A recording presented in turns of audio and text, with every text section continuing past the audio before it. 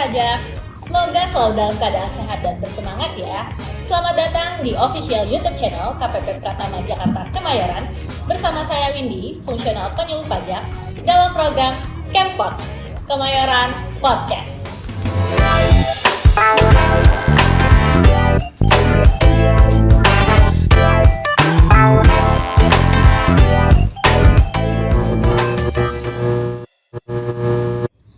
Nah, seperti judulnya, podcast kita kali ini akan membahas tentang serba-serbi pemeriksaan. Kira-kira pemeriksaan itu apa ya? Dan bagaimana ya prosesnya? Karena kalau kita udah dengar kata pemeriksaan, kayaknya udah takut sendiri ya. Nah, untuk itu hari ini saya sudah mendatangkan satu narasumber yang sangat kompeten di bidangnya karena merupakan pegawai KPP Kemayoran yang terjun langsung dalam proses pemeriksaan. Kita sambut Eki. Halo Eki, apa kabar? Halo Mbak Windy, alhamdulillah kabar baik. Ya, oke. Jadi Eki ini adalah salah satu pegawai di KPP Pratama Jakarta Kemayoran ya Eki ya. Nah mungkin sebelum kita bahas lebih lanjut mengenai topik kita hari ini yaitu mengenai pemeriksaan, mungkin bisa berkenalan dulu nih dengan kawan pajak semuanya ya supaya tahu kira-kira Eki ini posisinya apa nih kalau di KPP Kemayoran. Oke, boleh perkenalkan ya, nama saya Eki. Saya di sini sebagai fungsional pemeriksa pajak di KPP Pratama Jakarta Kemayoran. Dari namanya sendiri sudah jelas ya kalau memang kesehariannya ya periksa pajak gitu. Oke, berarti setiap hari bergelut dengan berkas-berkas pemeriksaan dan juga bertemu dengan wajib pajak ya? Iya dong pasti. Eki ya, benar sekali. Nah, Eki, mungkin sebagai pembuka ya, pertanyaan yang paling pertama itu pasti yang ada di benak kawan pajak semuanya itu adalah sebenarnya kalau kita ngomongin pemeriksaan itu tuh apa sih gitu? Jadi pemeriksaan itu sebenarnya tuh apa gitu? Kalau pemeriksaan sendiri ya, secara definisi itu disebutkan adalah serangkaian kegiatan untuk menghimpun dan mengolah data, keterangan, dan juga bukti secara objektif dan profesional dengan standar pemeriksaan yang berlaku untuk menguji kepatuhan pemenuhan kewajiban perpajakan dan juga untuk tujuan lainnya sesuai dengan peraturan perundangan yang berlaku. Oh, itu kalau bahasa undang-undangnya Iya. gitu ya Eki ya. Tapi mungkin kalau misalnya kita bisa persingkat, tadi saya lihat di sini adalah pengujian kepatuhan gitu ya.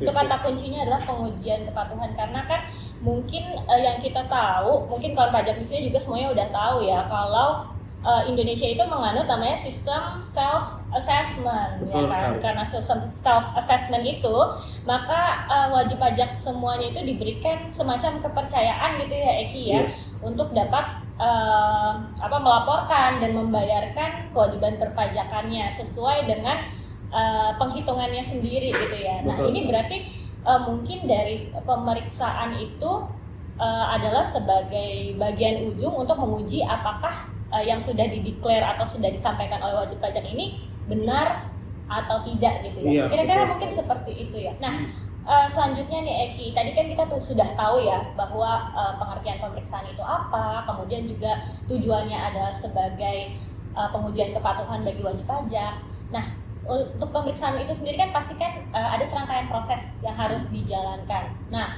kalau prosesnya itu kira-kira berapa lama dan alurnya tuh seperti apa sih? Oke, kalau untuk prosesnya sendiri sih kebagi jadi dua bagian ya. Oke. Bagian yang pertama itu adalah pengujian, yang kedua itu adalah pelaporan dan penyampaian hasil pemeriksaan. Nah, kalau untuk pengujiannya sendiri jangka waktunya itu 6 bulan Mbak Windy. Oke, 6 bulan ya. dari pemberitahuan pemeriksaannya itu disampaikan ke wajib pajak. Kemudian ada juga namanya pembahasan akhir hasil pemeriksaan sama pelaporannya itu jangka waktunya itu 2 bulan dari surat pemberitahuan hasil pemeriksaan itu disampaikan ke si wajib pajak. Nah, akan tetapi nih kalau si pengujiannya sendiri bisa ditambahin jadi 2 bulan, berarti 6 bulan plus 2 bulan dong pemberitahuan. Itu tapi tetap memperhatikan kriteria tertentu sesuai peraturannya sendiri gitu. Jadi nggak bisa asal langsung plus 2 bulan gitu. Berarti tergantung situasi dan kondisi ya, karena Betul. kan mungkin setiap wajib pajak memiliki case yang berbeda-beda gitu ya. Nah, kalau untuk maksimal jangka waktu prosesnya itu berarti berapa bulan kira-kira? Kalau secara keseluruhan sih ya, dari awalnya dari pemberitahuan pemeriksaannya sampai ke terakhir selesai proses pemeriksaan itu berarti total 8 bulan lah. 8 bulanan ya.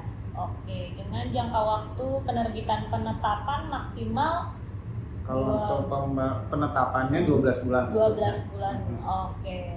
Berarti tadi bisa disimpulkan bahwa kalau untuk prosesnya sendiri kurang lebih 8 bulan. Iya. Oke. Nah, tadi kita sudah tahu pemeriksaan itu apa, tujuannya, kemudian proses dan jangka waktunya berapa lama, prosesnya juga seperti apa. Kira-kira kalau misalnya nih Eki ada wajib pajak yang ingin diperiksa gitu ya, yang dia itu ingin atau perlu untuk diperiksa, apa sih yang harus disiapkan oleh wajib pajak itu saat proses pemeriksaan itu, apa aja gitu yang harus dipersiapkan?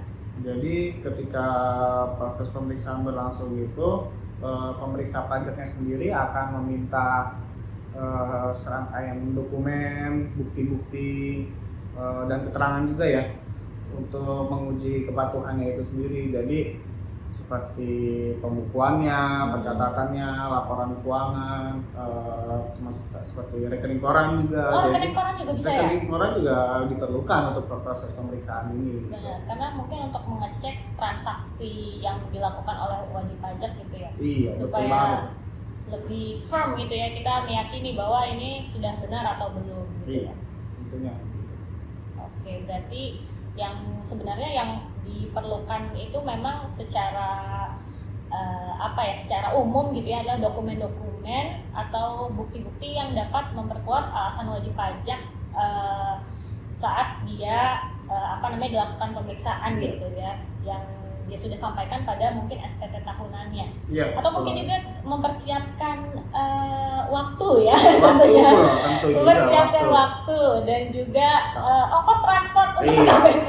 Kalau dihubungi sama pemeriksa ya diluangkanlah waktunya gitu ya. Persiapkan mental juga boleh juga. benar. Nah, oke.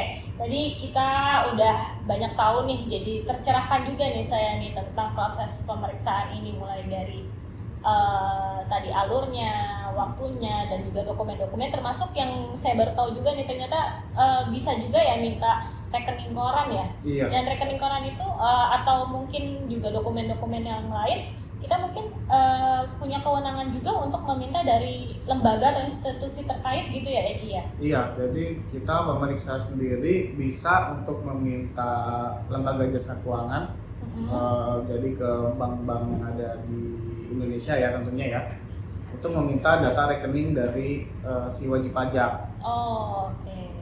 Jadi sudah bekerja sama gitu ya dengan lembaga-lembaga ataupun instansi terkait yang diperlukan dalam proses pemeriksaan. Nah, ini bagus juga ya supaya lebih transparan gitu ya, dan juga mempermudah proses pemeriksaan. Oke.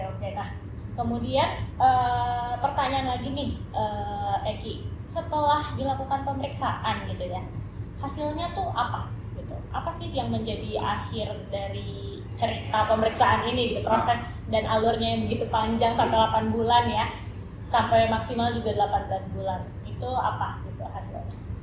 Jadi hasil akhirnya sendiri dari proses pemeriksaan itu sendiri ada berupa produk hukum ya Pak Wendy.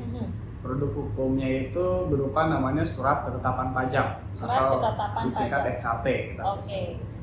SKP sendiri jenisnya ada macam-macam Pak Wendy. Ada SKP nihil, ada SKP lebih bayar, ada juga SKP kurang bayar, sama juga SKP kurang bayar tambahan. Nah, di antara itu semua perbedaannya apa? Perbedaannya sendiri dari hasilnya ya tentunya, bisa dibilang hasil pajak terutangnya lah, singkatnya seperti itu. Kalau nihil itu sendiri jadi gampangnya itu adalah dia udah nggak ada pajak yang harus dibayar lagi. Udah nggak ada utang. Udah nggak ada utang lah gitu, gampangnya gitu. Jadi kredit pajaknya sama pajak terutangnya udah match betul sekali. Berarti ini sangat rapih sekali ya. Sekali, dan kooperatif semuanya ya. Kooperatif, the best lah pokoknya. Oke, itu SKP nihil, disingkat SKPN gitu ya. Oke. Terus ada juga namanya SKPLB. Jadi SKPLB sendiri biasanya diterbitkan kalau wajib pajak sendiri ada melakukan permohonan restitusi atau pengembalian kelebihan pembayaran pajak. Nah, SKPLB sendiri simpelnya itu ketika wajib pajak sendiri membayar pajaknya itu kelebihan dari lebih besar dari yang seharusnya. Seharusnya, betul sekali. Ketika dilakukan pemeriksaan ternyata ada lebih bayar, jadi diterbitkanlah itu SKPLB supaya nanti wajib pajak dapat pengembalian atas kelebihan pembayaran pajaknya tersebut. Oh, jadi kalau misalnya wajib pajak itu ada kelebihan bayar, tidak perlu khawatir ya, karena akan dikembalikan oleh negara, dan salah satunya ini caranya adalah melalui proses pemeriksaan ya. Dan tadi ada produk hukumnya bernama SKPLB seperti itu. Nanti berarti kantor pajak atau KPP ada kewajiban ya untuk membayarkan si lebih bayar itu gitu ya, Eki? Iya. Dan SKPLB ini juga jangka waktu pencairannya ya atau restitusinya itu 12 bulan dari tanggal dilaporkan SPT-nya. Oh, terbit SKP-nya ya 12 bulan. Oke. Kemudian ada apa lagi? Nah, terus ada dua lagi, yaitu ada SKPKB ya. SKPKB itu adalah surat ketetapan pajak kurang bayar. Itu jadi gampangnya adalah ketika apa yang sudah dibayarkan wajib pajak itu ternyata masih kurang dari pajak yang terutangnya. Pajak yang seharusnya itu kembalikan masih kurang dari SKPLB nih. Betul, berarti. Nah, SKPKB sendiri ini bisa diterbitkan sama DJP ini paling lama 5 tahun sih untuk penetapannya ya.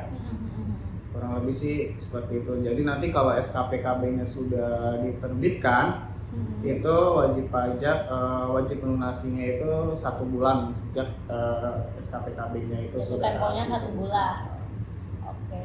Dan mungkin tadi terakhir sempat dengar ada SKPKB-T ya?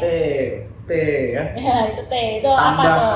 Tambahan. Oke. T-nya itu sebenarnya tambahan. Jadi ketika si wajib pajaknya sendiri sudah diterbitkan SKPKB, ternyata kita dari pemeriksa atau dari DJP gitu ya menemukan data lain. Betul sekali, nemu data baru, ternyata masih kurang nih pajaknya yang harus dibayar nih.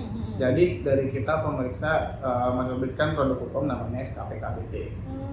Gitu, berarti setelah proses pemeriksaan selesai tidak menutup kemungkinan bahwa SKPKB itu nilainya akan bertambah seperti itu ya, karena mungkin kita dapat data baru gitu. Dari mana sih biasanya kalau data itu dari datanya sendiri bisa dari macam-macam ya, mungkin dari bank, bisa juga mungkin ngasih rekening baru gitu kan, atau juga dari lawan transaksinya pihak ketiga gitu kan. Ada pelaporan yang ternyata belum diakui atau dikreditkan, belum dilaporkan ya.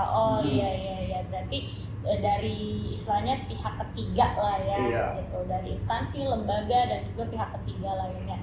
Oke, paham. Nah, kita next ke pertanyaan berikutnya kali ya, Eki ya. Nah, ini juga adalah salah satu pertanyaan mungkin yang menarik nih, soalnya kalau kita ngomongin pemeriksaan ya kan, itu seolah-olah tuh udah jadi satu momok yang menakutkan gitu kan ya untuk bagi para wajib pajak. Kayaknya tuh kalau misalnya ketemu wajib pajak nih terus habis itu saya diperiksa gitu, kayaknya udah serem duluan gitu kan. Nah, itu tanggapan Eki sebagai pemeriksa gitu ya, itu seperti apa tentang hal itu gitu? Karena kalau saya ngeliat Eki sih nggak ada yang menakutkan ya gitu, nggak ada yang nggak ada yang kayaknya nggak ada yang perlu takutkan gitu, kayak ngobrol biasa aja. Kira-kira apa tanggapan sebagai seorang pemeriksa?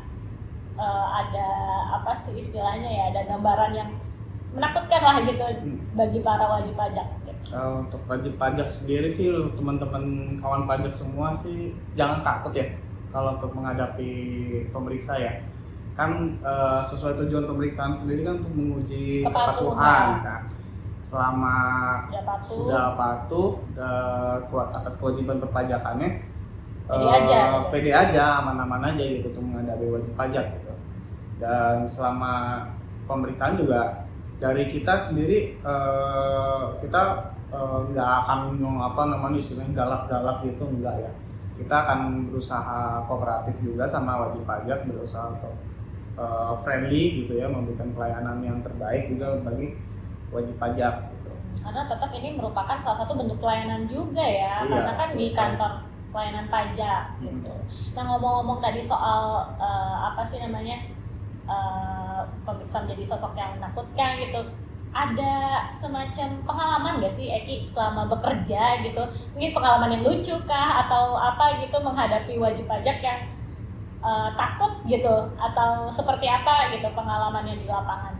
Kalau pengalaman pernah sih ya, nemu yang wajib pajak, dia tuh udah pertama kali dikontak sama kita tuh udah takut duluan gitu loh. Padahal kitanya juga enggak yang macem-macem yang Padahal pengen nakut-nakutin gitu loh. Padahal kita kan pengen memproses. Kebetulan dia kan prosesnya kan lebih bayar ya gitu. Cuman udah ketakutan duluan, tapi alhamdulillah untungnya setelah kita kasih penjelasan gitu terkait proses pemeriksaannya, dan akhirnya sih wajib pajaknya sih Mau datang mau datang dan ya bersikap kooperatif lah. Oke. Kalau yang teleponnya nggak diangkat gitu mungkin, atau yang surat yang nggak dibalas gitu, pernah nggak? Yang telepon yang nggak diangkat, yang kita kirim surat pos tapi balik lagi ke kita gitu juga ada. Jadi Tapi pengalamannya nano-nano ya? Nano-nano. Tapi kan kita kan juga bisa, ya istilahnya kan ngedatengin juga loh wajib pajaknya kan. Tapi kalau so far di KPP Kemayoran ini wajib pajaknya tipikalnya tetap kooperatif ya? Alhamdulillah untungnya kooperatif ya. Kooperatif ya. Alhamdulillah aja di KPP Kemayoran orangnya kooperatif ya. Oke nih Eki, ini the last question, ini pertanyaan terakhir. Bukan pertanyaan sih sebenarnya. Tapi ada nggak dari Eki pesan atau tips mungkin ya untuk para wajib pajak yang sekarang sedang dilakukan proses pemeriksaan gitu? Apa sih yang istilahnya bisa disampaikan oleh pemeriksa sehingga wajib pajak itu bisa pede nih dalam menghadapi proses pemeriksaan gitu? Ada ya untuk pesan-pesan untuk kawan-kawan pajak. Jadi yang pertama ya jangan takut untuk menghadapi kita gitu ya. Kita nggak akan gigit juga kok, tenang aja. Kita di sini kooperatif, jadi teman-teman pajak, wajib pajak juga sebisa mungkin untuk kooperatif ya.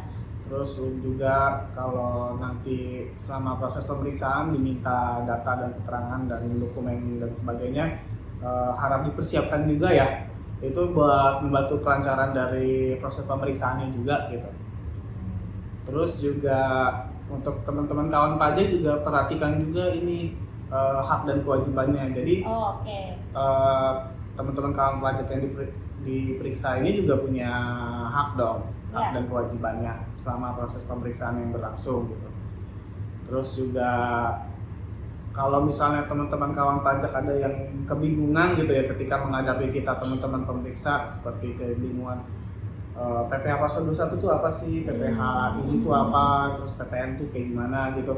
Teman-teman kawan pajak juga bisa didampingi kok sama konsultan pajak ya, untuk dikuasakan untuk urusan pemeriksaan pajaknya gitu.